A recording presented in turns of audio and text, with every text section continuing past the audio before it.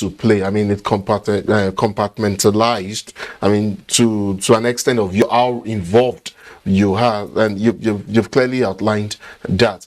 But then, in beginning, we tried to create a sense of who the common enemy is, and it's the common. We are not enemies of ourselves. It's we're talking, and I'll give an instance. There's a group now, or rather, we seem to have created a name for a certain group that we now call UGM, unknown gunmen. I mean, I don't know. I mean, suddenly it just became very popular, and but that's I'm trying to identify who the enemy is here. But let me read you an excerpt from an article on the May 29 publication of Business Day that referenced the state of insecurity in Nigeria, and it says, with the incessant attack from Boko Haram, sustained onslaught from bandits, free flow of ransom to kidnappers, and the reign of unknown gunmen, and Nigeria is now dreaded by peace lovers across the world. End of quotes. Somewhere out there, Nigeria is being described as the third most insecure nation in the world. I know, like you do know, that insecurity is not peculiar to us here in Nigeria. I mean, what then makes our own case special to warrant an international toga? I think what makes us special is the level of division amongst us. There are challenges, there are shootings. If you take example, the United States, for example, there are mass shootings almost every day. If you look at the statistics, or if you look at the numbers that have happened, you think it's a country at war. But nobody is saying America is number one most insecure state. Yes, apart from that, because what do Americans report? What do they say about the insecurity that is within their states? How do they project their own country? Now, if you need to go to any of those social media and so on, and you understand how Nigerians talk about Nigeria, how we view one another, and how we view the Nigerian state itself. So when, I mean... But isn't that a function of the frustration that they feel? So it is a function of that, but however, it goes deeper than that. It goes to show what are our values. What do we feel as a people, first of all? And it goes to speak of the tendency for us to point at the other, to kind of like try to profile the other that is different from us and say he or she is the problem. And that, so if we do that, we have this tendency to be divided along so many fault lines. And when we do that, we do not only do that, we project it out. We do not only project it out, we want to act on it. So it's something to have that tendency that it is divided, but to want to act on it and therefore cause harm on the other person that is different from you, either because of tribe, because of region or religion and so on. And that is what exacerbates it. And that is what every outsider sees. And that's what people report out there. And that's why it's perception. Yeah. Security generally is, yes, there is, but it's more about perception. If I perceive, if I feel that I'm secured, it will take a hell lot of effort to make me feel otherwise. But the moment I feel that I'm not secured, the moment I feel, no matter how safe a place is, I feel I'm not secured, and so on and so. So we have a lot of work to do on our psyche, first of all, as individuals, as communities. And I'm happy that yesterday was Father's Day. Now, why is that important? It is important because fathers have a duty to play. What are we telling our kids? What are we telling our wives? What are we telling our families? Are we exacerbating that tendency to divide, to point at the other and say that these are the problems, or never trust this? You go to families and those are the tendencies that we act upon and so on. So when we have generations upon generation passing this hatred from one generation to the other, instead of us coming together collective as one person, as a family, as a country, to look at these problems, to provide solutions to these problems, we don't. So there's need for us to be more patriotic. There's the need for us to be more tolerant of one another. There's need for us to be more believing in our country, Nigeria, that there is the need to feel that, yes, there are these challenges. We can't wish them away.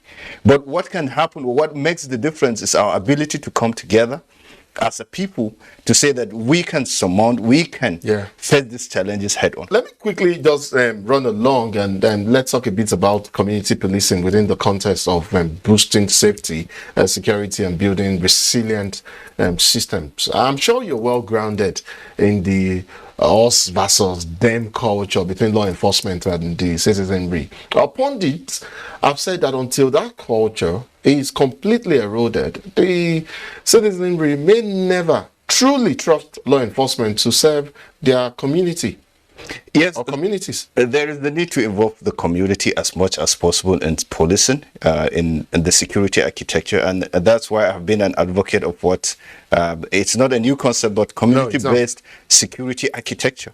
If you look at politics and politicians, when politicians want to organize, they have the hierarchy from the polling unit. You'll be surprised that if any political party wants to get information to the last electorate, they can do that within minutes. And if they want to get information also from the bottom up, they could do that. So why can't we arrange our security in that concept? We have the electorate, which is the number one, or the member of the community who is the number one, or at least the minimum level of factor. But then you should have both at the polling units. It doesn't have to be that name. The polling unit, the ward, up to the local government, the senatorial zone, and so on and so forth. So that when we create cells or centers like that are in charge of security, at certain level we also infuse the state security or services. Then you find out that information and response at the basic level. We don't have to wait until something gets so bad before someone from Abuja can respond to it, or someone even from the local government headquarters, or even the state capital. So it happens that from the ward level, there are mechanisms for response to security incidences or the issues of policing and law and order. When we do that and we empower them in a way that they can take those decisions, they can act, they seem to be able to do that. Then if it is beyond them, then they can escalate it upwards, so that we have levels upon which people can work on security. But isn't that putting structure in place now? And I get totally what you mean, putting them to the world, putting such structure to a level like such as the world level, local government and all of that. But in terms of trust building or building trust, how would a structure like that engender trust between the community now and law enforcement? Trust is engendered when people work together. Initially, there will be a lot of mistrust and so on. But when they see that we're working for the same goal, we're working to achieve the same thing, trust in you, that's when they're able to give you information. That's when they will be able to report incidences to you. That's when they will be able to assist you when there's a problem. When they don't feel that you're going to turn your guns against them, or you're going to turn your elements of power against them, that's when they will be confident that you're here for them, and they can partner with you in an enterprise of providing security. And this is what makes the security for all. Security is a business of all, really living or worth saying. Not the way we just say it, but we only say it when there's a problem. We don't share with the communities in the glory when something good is happening. We don't tell them. We don't communicate effectively with them. We stay just apart and assume that they should understand what we're doing. No, they don't understand. There should be better reaching out. There should be better means of communication, and there should be greater involvement of the communities in the security challenges and how to solve those problems within the communities. You know, I'd like your take on another highly complex, not highly complex, but there is also the issue of the highly complex landscape of vigilantes and anti-crime and militia groups in parts of the country, and their involvement in current efforts at securing Nigeria. While some are recognized and formalized, at least to some extent, by state-level authorities, others receive no recognition or payment from the state, and some even represent ethnic groups. I don't want to mention names here, but I mean, of course, you know what I'm talking about. I recognize that some of these groups develop political capital over time with local communities, but isn't there profound lack of accountability another challenge at another level for Nigeria's internal security? So you see, these groups are, if I will give them a plural, children of necessity. Yeah. Communities have found there is a gap between the formal policing structure and the requirement of the police. So people, and the requirements of the communities or their security needs. So people decided through informal mechanisms to come up with systems that they feel work to protect themselves. Now, there's that tendency for humans to try to self-preservation. Is the first law of nature, they say. Now, when people do that, the state has a responsibility to identify those gaps, to identify those groups that have been created. First, they were created because of the lack of or the absence of the state itself or the state mechanism. So when that has become a reality that has to be lived with, I give an example of civilian JTF in the fight against Boko Haram, and even in the northeast, and also similar vigilante and the hunters and so on and so forth. And this still goes back to the fact that I was saying, the community-based security architecture.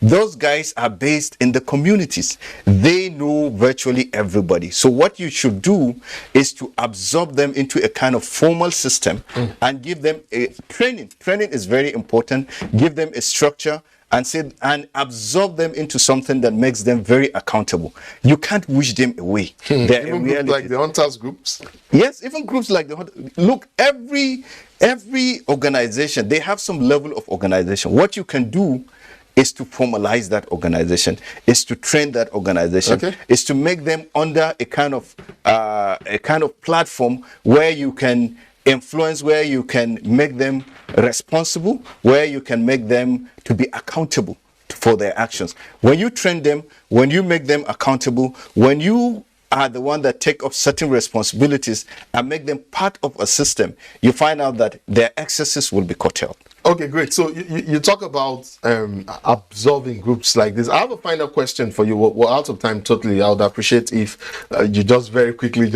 express yourself. So of course, you know about government's multi-sectoral approach, to coping insecurity. But, it makes me wonder, I've wondered over some time, if perhaps traditional religion has any role in internal security. And I'll give you an example. In my village, there's the masquerade that we call, you don't see it with the human eyes. It's called Oligi Ligi. When this masquerade, and we don't call him it's a spirit, more or less. It comes out, it presents itself only at midnight and stays till like early hours of the morning, and no one dares come out to do anything. I mean, you don't even hear of stuff like stealing. You can't even dare. I mean, this is very akin to what happens in the southwest. Like I'm sure you know about the Oro in southwest Nigeria. I mean, but my question really is, can we not modify some of these traditional practices and deploy them in a manner that promotes peace building activities, targeting crime reduction? Everybody is important in this. Every culture, every belief that people have, every structure within the community can be useful. It all depends on how we're able to, like I said earlier on, absorb it into a kind of codified formal system whereby there are do's and don'ts. So there are boundaries. You're not appalled at bringing in traditional religion into the security architecture. You're not. I'm surprised you're not appalled. No, I'm not, because it's a way of life of the people. It's a reality. You can't wish it away. But some people would think it's ludicrous. But why you think it's ludicrous is because perhaps you feel that they are not accountable to someone. So what I'm saying is that we can get them to be accountable. You can get them into a system and create a kind of do's and don'ts, create a kind of reporting mechanism, create a kind of say that this is what is acceptable, this is not what. Every culture modifies at certain time. Culture goes through some kind of modification and so on. When we do that, when we look at the good parts of that culture and we say, okay, this is acceptable, this can get into whatever, then we find out that people even trust it more.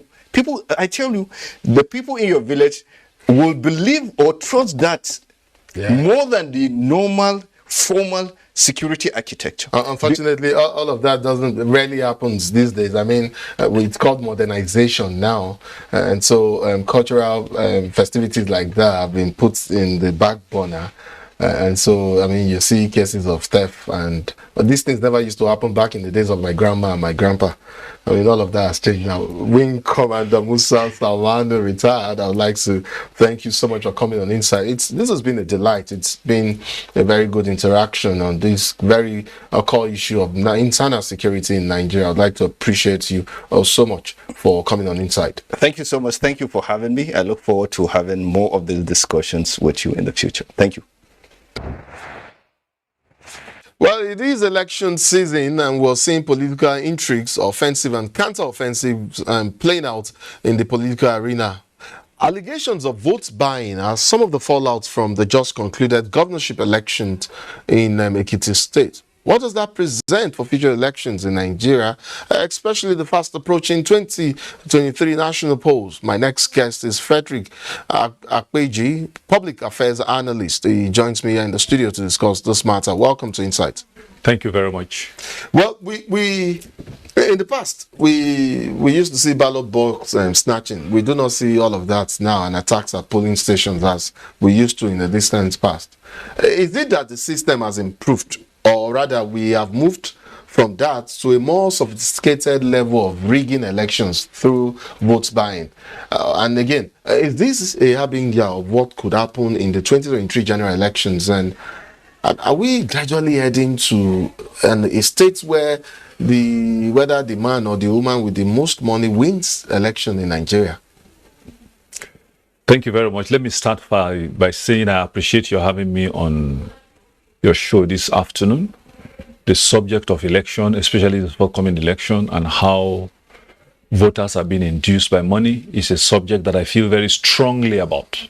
So when I got this invitation to come and be a part of this program, I embraced the invitation very warmly, because I believe that we need to speak up as many of us that are speaking up about this subject, the better for this country. Now, if you look at what happened in Ekiti State over the weekend, in the recently held governorship election there, it's not just allegation. There were people on videos, on video screens, all over social media, attesting to the fact that they were bribed to vote. In fact, there was one that said they had 10,000, some other person said they had 5,000, some other person said they had 7,000. This, if you ask me, is very pathetic. This is not the direction in which you should be going at all. It's been 23 years, it's going to be 24 years next year that we have been in the Fourth Republic. It's a long enough time for us to have been able to perfect our electoral systems and our electoral culture beyond what we are still having today. Now, even before this election in Ekiti, you would recall that even during the primaries, the presidential election primaries of the two biggest parties, that's APC and PDP respectively, this issue also came up about bribing delegates. This time around, voter inducement. Yes, voter inducement, basically. You know, this is a culture that is well entrenched in our country today, and we need to uproot it. We don't need it. It is not healthy At all. It is not healthy at all. When political office holders, when political office seekers go that route, they're simply saying they do not believe in their own capacity to win elections. If they believe they are good enough, why induce people? And what does the voter believe, if that's the belief of the politician? Now, the voter himself, the voter herself, they too also feel a sense of, hey, whether they are elected or they are not elected, after all, nothing is going to come to me. The ones that were elected 4 years ago, should a voter what did that have any benefit? sense of entitlement in collecting money from a politician? I mean, okay, no, this money, after all, is our money, and I'm just taking it from this politician now because, after all, this is the only thing I'll probably get. Is that the right sense of entitlement? I would think that, okay, I should be entitled to asking questions like, look, why is the road in my local government or the road that leads to my house bad when you have been there in the Senate for 4 years and nobody is talking about this bad road? Why is it that I have not seen power in the last 2 weeks? Like I have not seen power now in the last 2 weeks in my area. I mean, shouldn't that be the question that the man is asking instead of going there to collect 10,000 naira? You know, if you ask me, it is not because the voters are feeling entitled to it, but rather it is because of desperation. There is hunger in the land. A lot of people do not appreciate the magnitude of Nigeria's financial challenges. Amongst the countries with the biggest population, that have a population of 100 million people and above. Amongst all of those countries, Nigeria, Bangladesh, Pakistan, these are very wretched countries. Their economies have stagnated over the years, especially Nigeria. We are not even talking about our economy has stagnated. We are also wasteful. We are also very inefficient, even with the resources that we have. Imagine the huge amount of money that the federal government is compelled to channel into paying for petroleum subsidies. If that sector was run well, who will have to pay anybody subsidies? So refineries are working. So poverty. In a nutshell, yes. The conclusion I'm drawing is, it is not as if Nigerians feel a sense of we are entitled to you to, we are entitled to the 5,000 or 10,000 or whatever amount it is that you are giving me so that I can vote for you. But rather, I think what is driving that is desperation, is hunger in the land. And it's been like this for a long time, and it is worsening. So nothing will change if we continue to struggle with poverty. Honestly, I wish we could get people that really want to serve this country. I wish we could get them somehow, anyhow, to be the ones that the political parties themselves will pop up. But the people deserve the kind of leadership that they get. You and I could be leaders. You could very well be the president tomorrow. Our leaders are drawn from amongst us. So granted there are economic issues, it's not peculiar to us. Granted, our people are poor. No, I've seen poverty at some level, and it's made me marvel as well. So I am not, denying, and I will not be naive here. But my point is that shouldn't we as a people at this point, embrace, the collective will to move ourselves forward? And yes, so that we can actually achieve the kind of change that we want and that we truly deserve. I don't intend to market anybody on this program. No, of course not. That's not what we're doing. But there is something that I think is quite profound that has happened in the last 2-3 weeks. And I get a sense of where you're going. You're saying, look, leadership can inspire change. Yes. That's exactly what you're saying. Yeah. Granted, I'll let that land there. But look, you referenced those who you saw on social media, collecting money. So now we have seen pictures of EFCC arresting people involved in vote buying during the elections. Yes. That is a good sign, I should think. It's a beautiful sign. Okay, so we know there are laws that discourage voters' inducement and other electoral offences, that should follow following or after the arrest of offenders. Should we expect at this point, at this level that we had, that allegations of party, such as party involvement, and how it connects to suspects in custody, should also be investigated? I think so. If you look at the way the parties are structured today, they themselves don't have very strong internal systems that help to checkmate such frauds. We've all been in this country, even if you're not already born as at the time of the First Republic, you've heard stories of the First Republic. Yes. Political parties in the First Republic were far better structured. They had far better systems. They were more deeply entrenched in the country in terms of values, in terms of, what they brought to the table, in terms of helping to drive political systems that are really in the direction of service, not just going there to go and amass money. You ask yourself, for instance, in the First Republic, the political parties that we had then, they were structured in such a way that they could checkmate themselves. We usually hear stories about how, the top guns in those political parties, they themselves were selfless people. They were gunning to become political leaders out of selflessness, out of a desire to serve the public and all of that. But you don't see that in this Fourth Republic. I'd like to ask you about some appraisal by CSOs, that's civil society groups, commending INEC in terms of deployment of equipment and personnel for the Ekiti election. More so, it is being reported that nearly 88% of centers were ready as at 8:30 a.m. on election day. Do you think, as a litmus test for INEC and the Electoral Act 2022, do you think INEC is heading down the right trajectory as we move towards 2023? Generally speaking, in Nigeria, over the past several years, INEC has been a whipping child. We whip INEC all the time. We criticize INEC. You think they don't deserve it?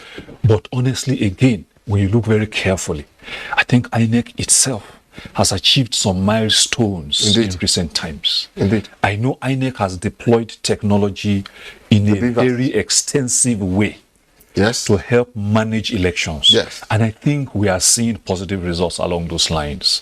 If you go to the INEC website, it's not even just one INEC website. It's not even just the INEC website that just contains the information about INEC. That's a standard website. But it has other platforms that it uses to engage voters, it uses to manage the registration process for voters, and so on and so forth. And if you go to those portals on the internet and you see what INEC has deployed there, honestly, let us give a little thumbs up to INEC. So they don't have any work to do anymore. They have to do. They have to do. Now, I've talked about how INEC has done well in terms of deploying technology. But let me also say that at times you could deploy technology, but a second thing is, will the technology be maximized? I think the staff of INEC, the area that they need to up their game is in the area of maximizing the technology. Because right now, you ask yourself, I'm here in Abuja, for instance, this is where I live. But I'm from Edo State. By the time the elections roll over, why do I need to travel all the way to Edo State? 4 hours, 5 hours by road, just to go and cast my vote. You compare it to banking. I have an ATM card. With that ATM card from my bank, whichever area, wherever they have an ATM stand, Yes. or wherever they have a bank branch, I can just go there and that's transact a business. function of law now, and that would be maybe in future amendment of the electoral I know Act. that Or we has to can- do with yes, legislation, but I yes. just raised that when I say INEC today. Yeah. I believe that what is the biggest challenge before INEC today is to internally strengthen their staff. So you're giving them a pass mark on the Ekiti election? I'm giving INEC a pass mark on the Ekiti election, Great. definitely. Fantastic. When it comes to the way the people themselves responded, I mean, the bribery, the inducement for voters, of course, you're those scoring ones them are low there. ugly. Those ones are ugly sides of it. But in terms of what INEC put on ground, brought to the table to manage this election in Ekiti State, it wasn't bad at all. In fact, people could see as those results were being uploaded. Yes. And what do on you the think INEC about website. that? INEC People were very I excited. mean, we did not have People were to very see. We excited did not about have to it. see staff now traveling from one village to the local government Yes. collation center before submitting the results already entered. Now they just uploaded straight from the polling station. Honestly, we need to give that to INEC. It's clearly a pass mark. When we talk about the culture of our elections generally, I mean the inducement and all of that, we can see that those are ugly sides of it. But in terms of what INEC brought to the table for these Ekiti elections, let's give them a little thumbs up. Let me take Of you course, up. let's challenge them to do better, to up their game Sure. when it comes to deploying the technology, managing it better and all that. I'd like to take you up on the issue of voter mobilization. I mean, the total number of votes cast in the Ekiti election is indicative of, just especially young persons out there. They seem to have removed themselves from elections.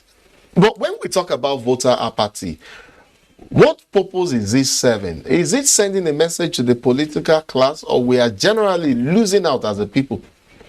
Voter apathy did not start today. Voter apathy also doesn't start. Apathy usually doesn't start. Usually it is not one thing that makes people that drives people towards apathy. It's usually a culmination of different things. If you look at the beginning of the Fourth Republic from 1999, the 1999 elections, nobody could really fault it because it was organized by the military. There was no rigging, so to say, if you understand what I'm talking about. Because it was managed by the military, they were handing over to the civilians for the first time in a long while. But from the 2023 elections, we could begin to see all kinds of ugliness, all kinds of rigging on a massive scale. Those things discourage voters. You will see people go to polling booths and you hear tales of people being killed, cutlasses and guns being brought out, people being macheted. Those things discourage people. In the 2027 elections, I recall that was the second term of the former Chief Olusegun Obasanjo, when he was rounding up his second term tenure. One of his best friends, one of his best all-time friends, globally speaking, President Jimmy Carter of the United States, he gave a thumbs down to the Nigerian government for that election. As far as he was concerned, it was a failed election. Someone that was that close to Obasanjo, for him to say publicly that he was giving a thumbs down, I mean, you could imagine how much corrupted such an exercise was.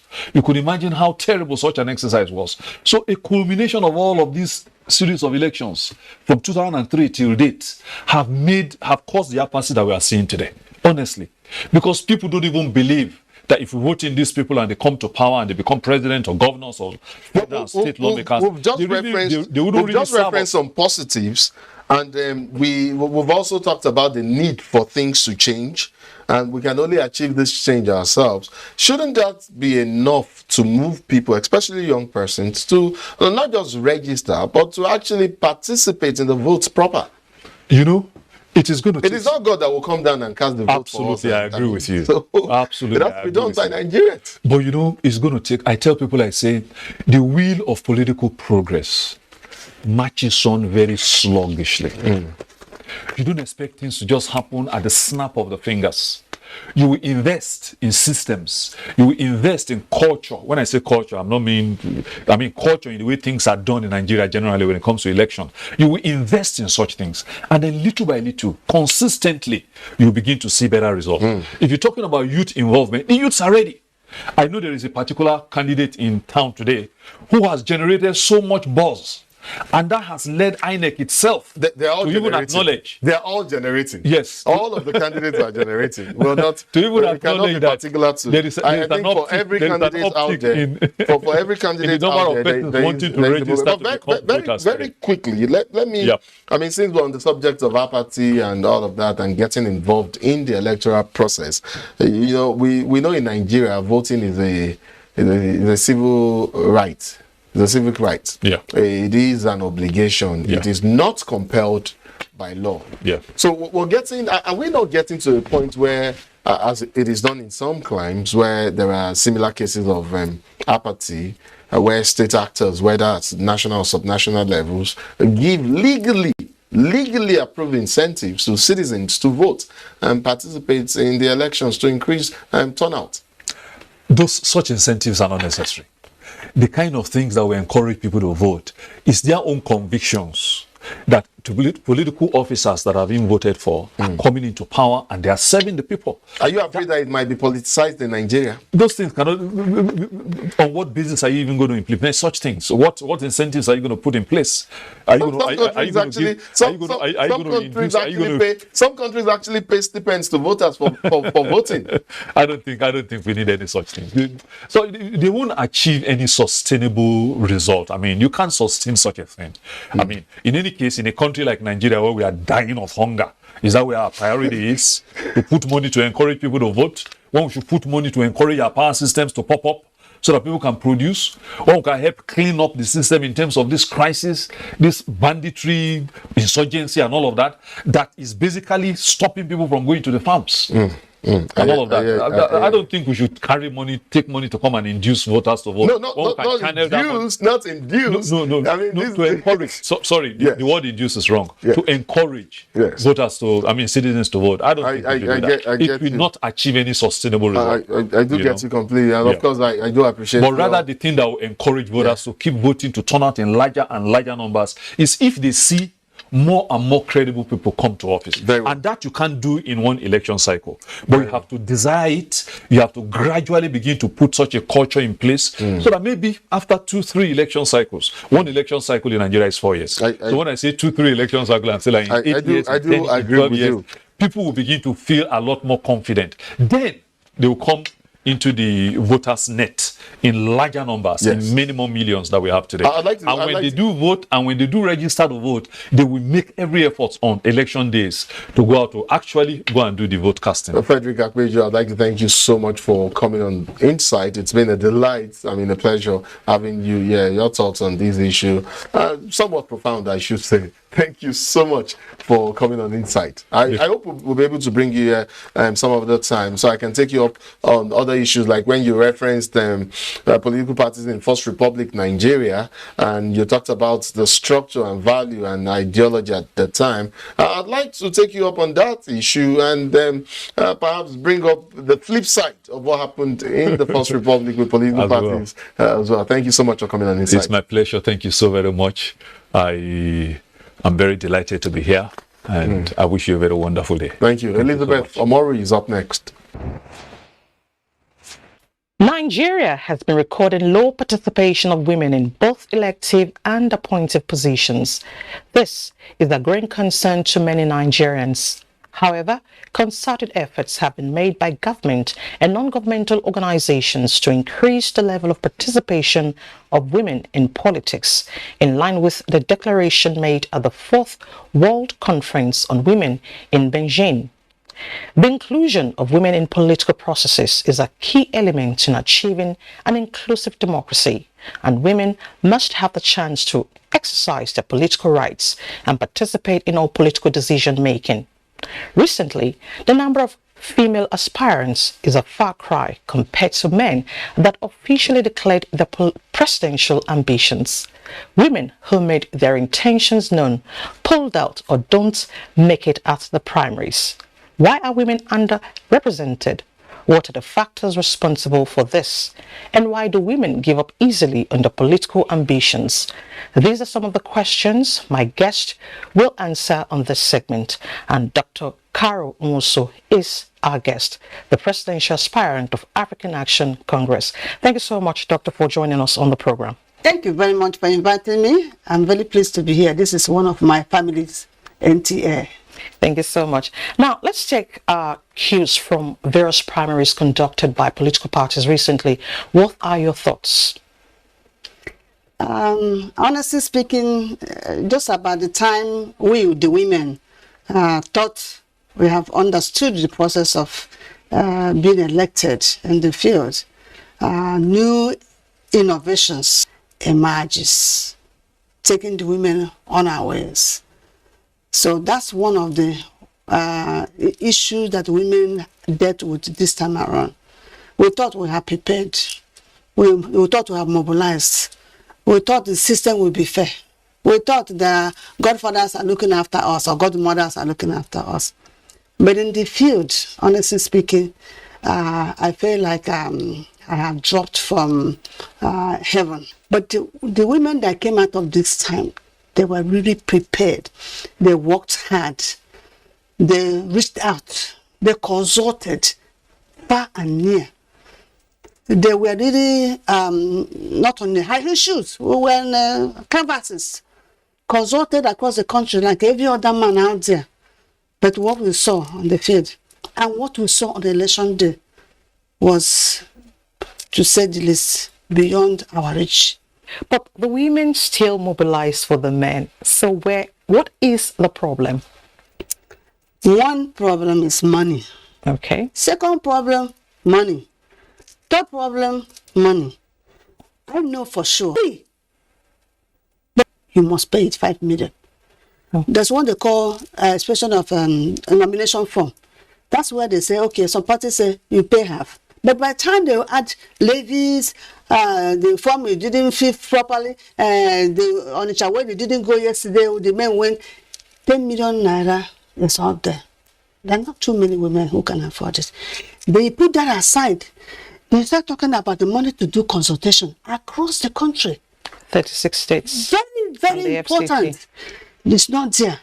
Then you are talking about the gang up. He didn't do anything, but they will hate you to your toe. That one is there. Then you talk about the money to mobilize the delegates. The money is not there. Where will women get that money? So another one is that the women who are other political parties, unfortunately, will tell you up front, I can't support you because you're not in my political party. So the women got tired of reaching out to women organizations or the women speakers on women leadership in the community. They will ask you to bring money. That was our own pitfall and difficult in the field, not having the support of the women themselves. It was so pronounced this time around. I thought we have worked on it up to a level. But what we experience in the field, you're your own. It means that the economic strength and power not there at all. No. But what does this portend for our democracy and politics? Dangerous. Dangerous. Both we, the women in the field, and the umpires that are supposed to protect us are missing in action. So you just want nest. So the women are out there on their own. And when you say they don't fight for themselves, let's go out there, check it out. Let them checkmate what happened. Is it true you came in today? You want to be, because you came in the night, jump through the window, through the roof, he carried money, maybe he has been sacked from one political party, he didn't get ticket to come. There is a process you have to go through to come to the level of you're an aspirant. Did he go through that? Answer is no. And many of them happen like that. And which both local women organizations, government, the foreign agencies, they need to step in. I attend only one seminar or conference, which I didn't really get what is needed for women to know what to do at any given time. That was lacking, honestly speaking. And when you don't know, apprehension comes in. And when apprehension comes in, you are completely break down. So there must be more of that way in advance, not when the elections are 2 months, a month, and we start running around. At that point, some people don't assimilate that much. Yeah. And when the seminar comes, and nobody's out there say, let's support with the money, other than just talk show, finish, and everybody goes on. There has to be a way of supporting women financially, whether it's a government, whether it's an internal organization, whether it's international organization. There has to be one. We need to put our system together, all of us. We should stop playing this play along. No, this country is so gifted, so nourished by gifts. I'm asking every Nigerian, every Nigerian, go get your PVC. No woman, no nation. It's only a mother can look around and say, my people are hungry, and you run around and find something to fix it. It's only a mother can look around and say, my family is in trouble. Let me find a way to put it together. How do we now foster our political ambitions? When you empower a woman, you empower a nation. Talk less of his state or his community. So you can empower more people who can be in business, make money, so that when time comes, these women will have money. So I'm putting this amount of money to support this person. The same thing with youths. Our youths they're not poor, but financially they are poor. They have all that God has given them. But that money, because it seems like we are keeping them down when it comes to finance issues. Already, do you see women fully independent politically? Nigerian women are very smart, very intelligent, and very considerate of the building the nation as a whole, not just her or her family. A woman can become a president. I have the belief, I have the confidence it will happen very near. 2023 general elections, preparations are on top gear. Parties are warming up. What would be your words to Nigerian women in terms of representation? Coming towards that 2023, if you don't have your PVC, don't complain. Use your PVC to send a message. If you're not inside and you're outside, use your PVC. Because when it comes to decision making, agriculture, women can climb tractors, mechanized farming. Youth can do the same thing. But you have somebody who can make the policy or help you, who are in the legislative area, who can make policy that this money should be given to these people.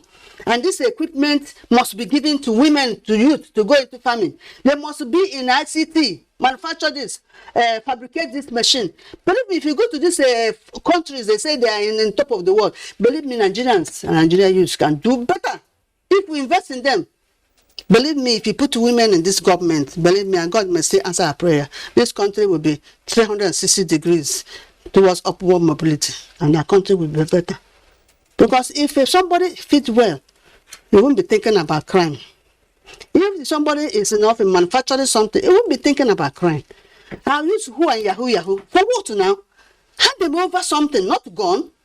Hand them over manufacturing, education. If they can't spare, please give them vocational education. They can manufacture. Of course. That's what we want. A country whose people are not educated, believe me, that country is in trouble. Dr. Carol Nwosu, presidential aspirant, African Action Congress. Thank you so much for your thoughts on Insight this week. Thank you very much for inviting me. Thank you so much.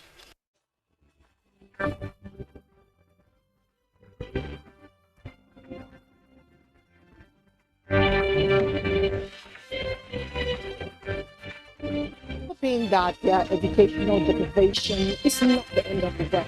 Agencies and stakeholders to proactively tackle these challenges. Women in most countries of the world constitute about 360. Deadline 360. Chidi Okrafo. For Deadline 360. In Lagos, Michael Olaleye. Reporting for Deadline 360. I am Omosola Omojola. Thanks for tuning in.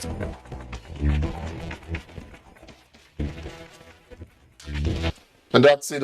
Omori, see you next week.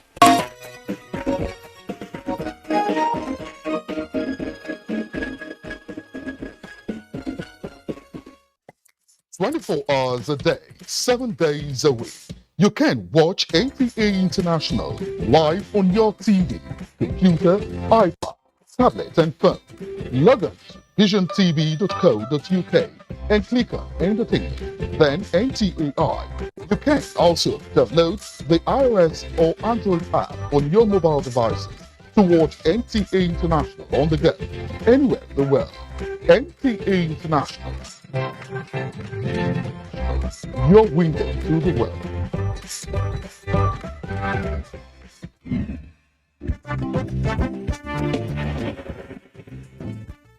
And there's a start.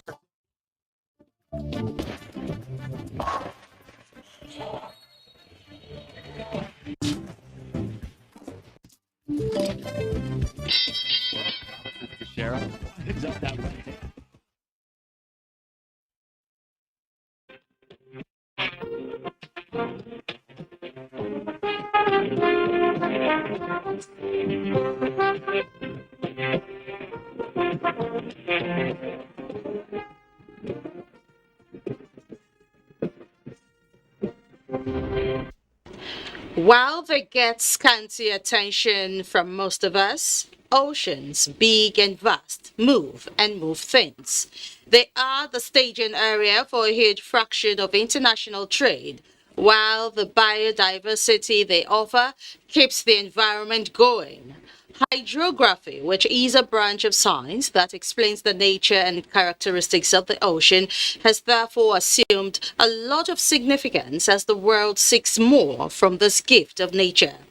Incidentally, today is World Hydrography Day, and Nigeria, as a coastal state, is proudly holding its own in this field, with the Nigerian Navy at the vanguard.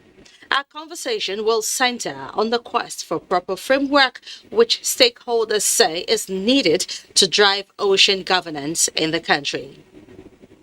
Don't forget that you can follow this news broadcast live on our website at nta.ng/alllive and on YouTube at NTA News Online. You can also visit our Facebook page at NTA Network News. Our Twitter handle is at NTA News Now and on Instagram at NTA Network for updates. I am Adeola Komiakere. Welcome to Panorama.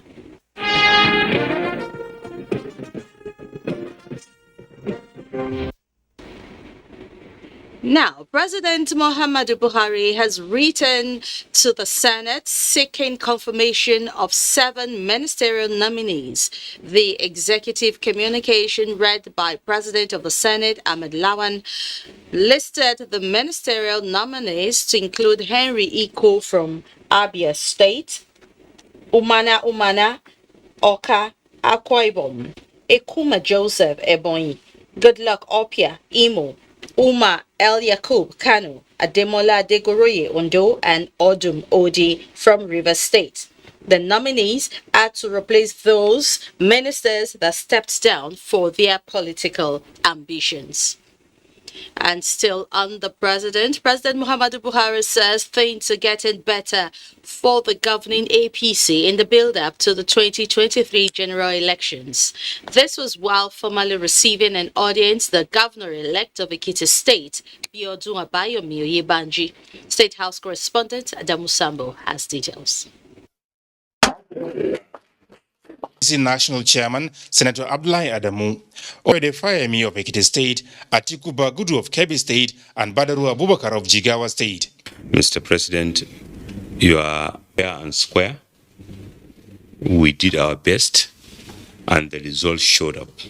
This just go to show how your leadership, your support for our party, sending the party to Nigerians. We remain grateful to Almighty Allah for making victory our lot. So it's our pleasure to be here to present the governor-elect so that His Excellency the President will know him first hand. The APC national chairman pledged that what transpired in Ekiti State will be replicated in Osun State next month. And having keenly followed the governorship polls held last Saturday, President Muhammadu Buhari said he was particularly delighted with the orderly conduct as well as the way the electorate and security agencies comported themselves. And I appreciate the governors, how they mobilized themselves, the APC governors, and supported you. I'm very, very impressed with the people, how they orderly and patiently waited for their turn to vote, and how they voted you, how they voted our party. The party activities of recent have been very encouraging. Congratulations, Chairman. You are a very lucky man. You came on board when things are getting better. And I hope you will sustain it. The president wishes the governor-elect the very best of luck as he prepares to take over the mantle of leadership in Ekiti, the land of honor and integrity, otherwise referred to as the fountain of knowledge. The governor-elect Abayomi Oyebanji appreciated the president for providing a level playing field for all candidates during the election, which it shows that our party is still the party of choice in Nigeria. I've noted and I've taken to heart your advice that I should be magnanimous in victory, and I will do so. The governor-elect is expected to assume duty in October this year. From the State House, Adamu Sambo, NTA News. Now to other matters, long queues have again resurfaced in fuel stations in Lagos, with motorists and commuters bemoaning the challenge of having to wait on the queues for long. Lynn Leneke, who monitored the situation across the metropolis, reports that the pump price is still 165 naira.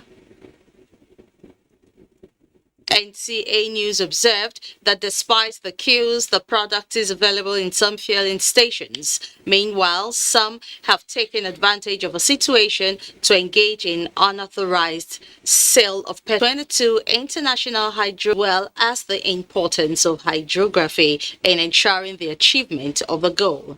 The theme for this year's celebration is Hydrography cooperation among coastal states and promote safe navigation and sustainable use of the Earth's ocean and sea. The Chief of the Naval Staff, Vice Admiral Awal Gambo, re-echoed the relevance of hydrography in improving the capability of the Nigerian Navy in its operations.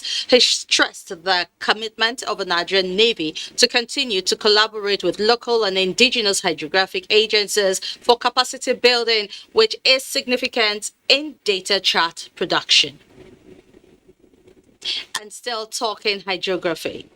With its sight set on assisting stakeholders in the maritime sector to harness the vast potential of the ocean, the Nigerian Navy is forging necessary synergy both on the domestic and international fronts to enhance its hydrographic capabilities. Adeneyi Taiwo completes the report. The Gulf of Guinea, a vast ocean covering about 2,350,000 kilometers square of water, is one of the playgrounds of the Nigerian Navy. Apart from defending the territorial integrity of the country as the marine component of the armed forces, the Nigerian Navy also watch out for the nation's economic interest by providing needed security cover for international trade to thrive in these waters. The recent exploration of the nation's maritime domain to promote blue economy is another mandate area for the Nigerian Navy. Strings of successes recorded along these key areas is connected to giant strides witnessed in the area of hydrography by the Nigerian Navy. from the acquisition of its second hydrographic survey ship, NNS Lano, which recently carried out its maiden voyage to map Lagos approaches, to homegrown development of nautical charts and maps, the Nigerian Navy is putting itself in a pole position to contribute to the United Nations Ocean Decade, the theme for this year's World Hydrography Day celebration. The science of hydrography stands out as a major tool to provide policymakers adequate knowledge of the oceans, to elicit appropriate governance measures for the conservation and preservation of the biodiversity through sustainable use of the ocean. The hydrographer of the Nigerian Navy says what is more important as the Navy joins the rest of the world to mark this year's celebration is to further leverage science of hydrography and guide policymakers to put in place structures for proper ocean governance. On the international scene, arrangement has reached advanced stage for the Nigerian Navy to sign a memorandum of understanding with the Nippon Foundation GEPCO Seabed 2030 project, which seeks to complete the mapping of the world ocean by 2030.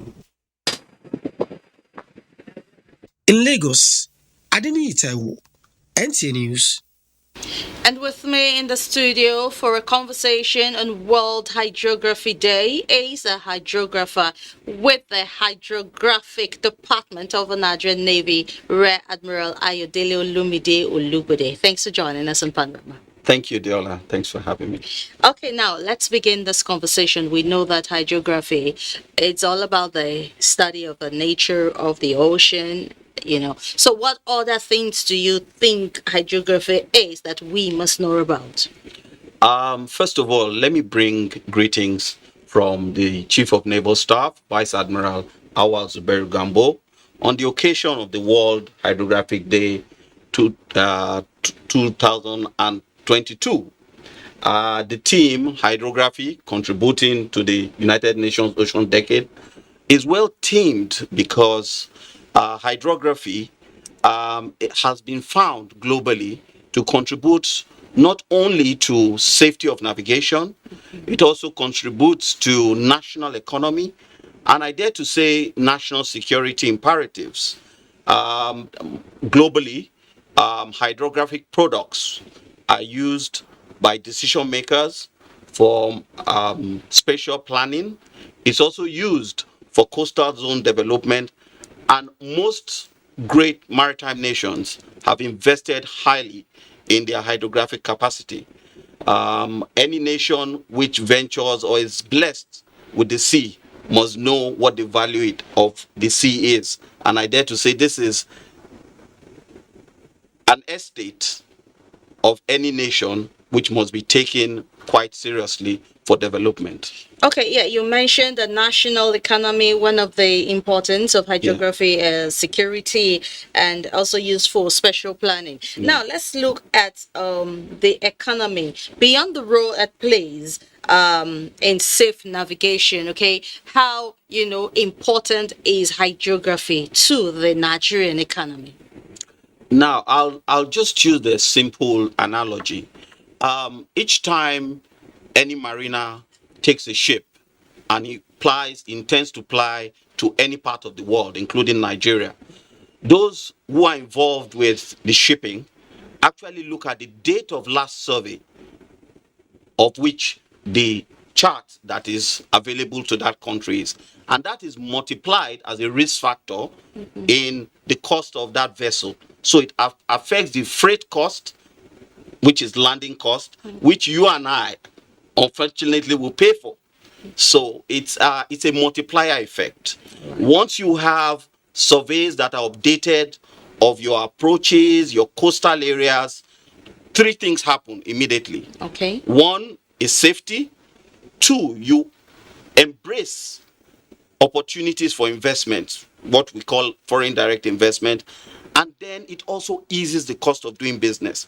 Those who are involved in real estate developments on the coastline, if you go to any of the resorts in the world, the first thing they go for is an idea of what the depth of water is and the adjoining sea area data or the spatial information that is available, and that goes a long way to helping the investment of whoever is coming into the country. Okay, thank you for that explanation. Now, the Nigerian Navy says it has recorded about 50% success, in the ongoing charting and survey of rivers, Niger, and of course, Benue. What does this say about our hydrographic capabilities? I think I'll, take just because we're just as I am here, the World Day Hydrographic celebration is going on, and part of what was said both by the Honorable Minister of Transport and the Chief of Naval Staff was to appreciate His Excellency the President Muhammadu Buhari for investing in the acquisition of a hydrographic vessel, which we saw earlier on, NNS Lana. We have been able to acquire a significant amount of data in the approaches to Lagos. Okay, Rear Admiral, please hold that thought. We'll come back, to complete it. But you're still watching Panorama on the network service of the NTA. Let's take a short break. More news when we return. Don't go away. Go to stand with NTA and stand against rape and rapists. Save me, save my children. I stand with NTA. I stand against rape and rapists. I stand with NTA. I'm a star. I stand with NTA. I'm a star.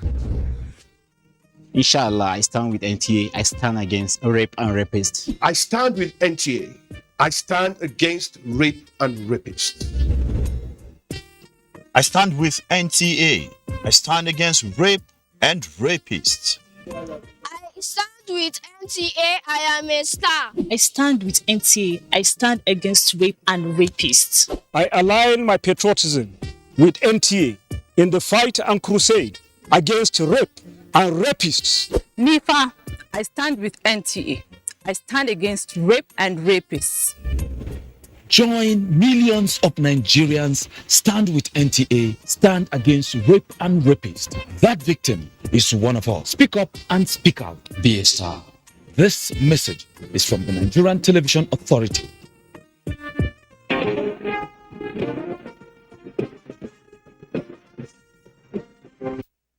Yes, it's still Panorama and coming to you live from the Lagos Network Center of the Nigerian Television Authority. I still have with me in the studio Rear Admiral Ayo Olubode. He is a Nigerian Navy hydrographer. Okay, now you were talking about Mr. President procuring some hydrographic equipment for the Nigerian Navy. Can you continue? Yes, thank you. I was just before the interlude, I was saying that, the acquisition of NNS Lana, it's a 60-meter multi-beam survey vessel, meaning that it has almost like the state-of-the-art equipment of, for surveying. We have, in just the beginning of this year, discovered 43 wrecks offshore Lagos entrance and the surface of the water. Now, what does that mean? It means that a vessel which accidentally goes into that will get founded or become a wreck. And what is the cost? If you have a container vessel coming with products to Nigeria, that constitutes a big problem. Some of the waters approaches to Nigeria were last surveyed in the 1800s during colonial expedition. And I must say that Nigerian Navy has also, with partnership with parastatals within the Ministry of Transport, have embarked on the survey of the lower course of the River Niger, because that artery was actually what, in 1841 specifically, a man called Led MacGregor came from Liverpool and provided the survey of a vessel up to the Niger that brought goods from far as Yola into the Niger. Okay, because of time, I just quickly want to chip in this. You said from the beginning of this year, you have, surveyed and noticed 43. Thank you. Well, the first thing you do is what you call a notice to Marina, or we call it maritime safety information. So that we have done. Mariners who are applying, approaches to Lagos already have that as what we call MSI information. But most importantly, that will get charted. There's a process of data, analysis, and then we go into the wreck removal process. Okay. Finally, Rear Admiral, what is the place of hydrography in the current call for enhanced ocean governance in Nigeria has been clamored by stakeholders? Well, like you have identified, the United Nations had declared 2021 to 2030 as the ocean decade. It's actually a framework to provide for the use of ocean science towards providing sustainable use of the ocean, seas, and natural resources. For us as Nigeria, we are taking part in what you call the Seabed 2030 mapping program of the oceans. When this program started globally, it was at 6%. Only 6% of the ocean was known. Today, we're about 20.6%.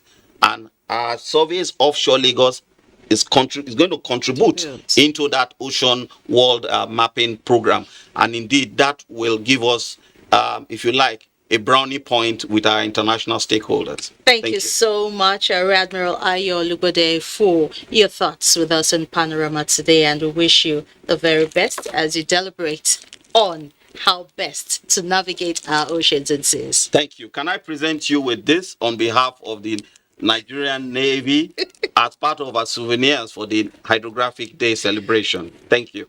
Thank you so much, sir. Thank you. We will appreciate this because it will help us to broaden our horizon, in regards to the hydrography. Thank you. All right. Thank you so much for joining us in Panorama. Thank you.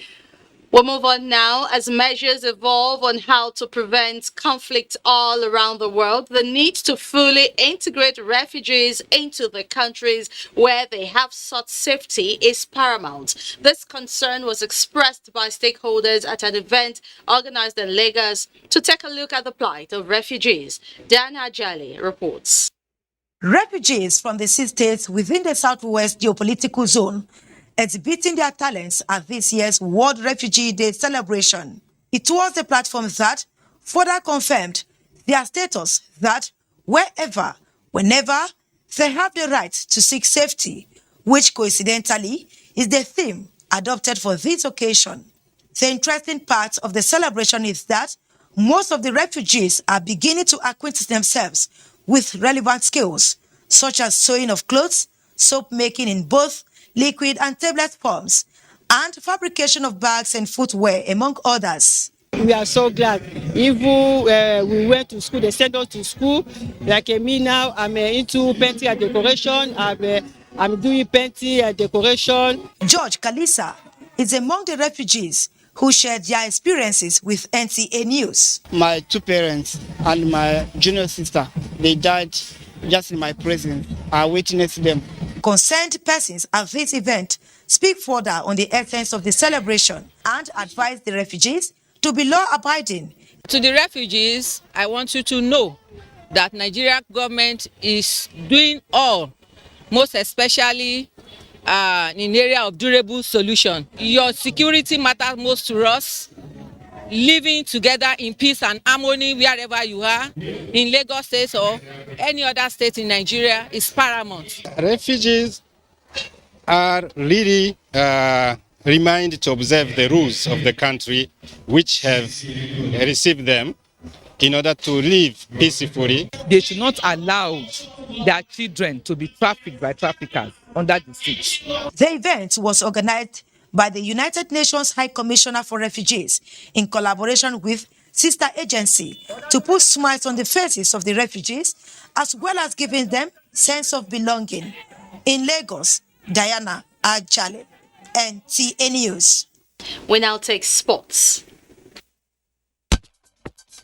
Players of the country's under-17 national team, the Golden Eaglets, have assured football-loving Nigerians of victory when the team takes on their counterpart from Cote d'Ivoire Tuesday 4 p.m. Nigerian time at the Cape Coast Stadium in Ghana in one of the semi-final matches of the ongoing CAF Under-17 African Cup of Nations WAFB qualifiers. In the tournament so far, the Unduka Ogbade Tutot side has scored 7 goals, while their opponents have scored 10 goals. It's very important to grab our ticket to Abuja for the AFCON Under-17. It's going to be a perfect win for us. It's all we thought. It's going to be a tough match, and we have to do our best to make Nigeria proud of us. And I'll do as much as I can to score goals. Like every single time, like that time they brought me in from the bench and I did my best to score a goal. Still on football, 9-time African champions Nigeria Super Falcons are scheduled to take on 2011 FIFA Women's World Cup winners Japan in an international friendly match on the 6th of October 2022 at the Novio Stadium.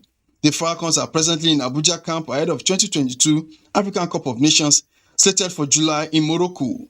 In another news, World Football Governing Body FIFA and World Athletics said they are reviewing their transgender eligibility policies after swimming passed new rules that stop transgender participation in women's events. The Swimming's World Governing Body FINA voted to stop the participation of transgender athletes in elite women's competition. The new table satisfaction that they have not experienced any part of male puberty beyond stage 2 or before age 12. In tennis, Serena Williams 23 singles and 14 women's doubles titles at the Grand Slam event. Serena has not competed since she was injured at Wimbledon last year. With sports update, Olumide Guntola, NT News.